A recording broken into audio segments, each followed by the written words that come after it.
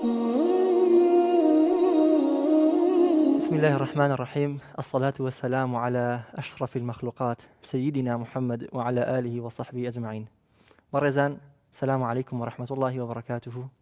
سپاس بخوا گەیشتینە فرموودەی ژمارە 12.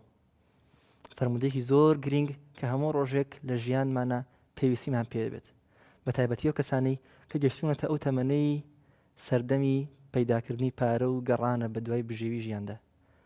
پێغەمبەری خوا صلی الله عليه وسلم نوری چاوانمان ئەفەرمێ: لو أن ابن آدم هرب من رزقه كما يهرب من الموت.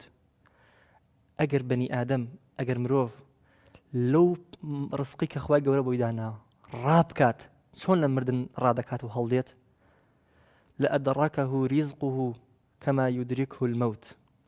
مردن چۆن وازی لێ ناهێنێت و هەر بەرەوکی دەگرێت لە هەر جێگایەکی ئەم ژیانی بێ. ئەو ڕزقەش کە خوای گەورە بۆی بڕیارداوە هەر پێی دەگا، هەر دەبێ بیخوا. ئاگامان لەبێ بەڕێزان، ئەم فەرموودەیە هەموو ڕۆژێکی ژیانمان پێویستە لە ناو دەروونماندا دووبارە و دوو پات بێتەوە. ئایا بەڕاستی ئێمە کاتێک بە دوای مەعیشەتی ژیاندا ڕاکەین، ئایا کاتێک ئەمانەیە دینارێک پەیدا بکەین و پارەیەکی خۆشتر بخۆین و زیاتر ورگمان تێر بکەین، خەیاڵمان لای ئەوەیە ئەم ڕزقە ئەو ڕزقەیە کە خوای گەورە بۆی بڕێبینێتەوە و بمانەوێ نەمانەوێ ناتوانین لە دەستی هەڵبێن؟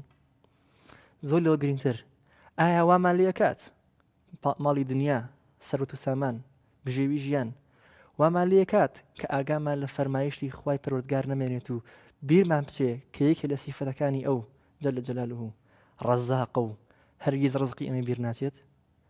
ئایا کاتێک هەوڵەدەین پارە پێیا بکەین یان خۆمان لە فەقیری ڕزگار بکەین، هۆشمان لای ئەوەیە کە تاکە کەسێک کە ئەتوانێت ئێمە لە هەژایی ڕزگار بکات ئەو خوایە کە خۆی ناوی لە خۆی ناوە ئەلغەنی، دەوڵەمەندترین دەوڵەمەند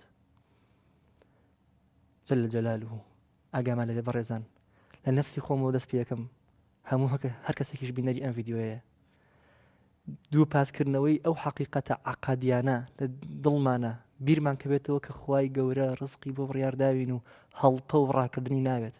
کاری خۆمانەکەین بەڵێ، بژێوی پەیدا دەکەین بەڵێ، ماندووە بین بەڵێ، بەڵام بیرمان نەچێ دەرئەنجام تەنها و تەنها لای ئەو کەسەیە کە ڕزقی هەموو گەردوونی بەدەستە، ئەویش ذاتی ئەڵڵایە جەل جەلالوه.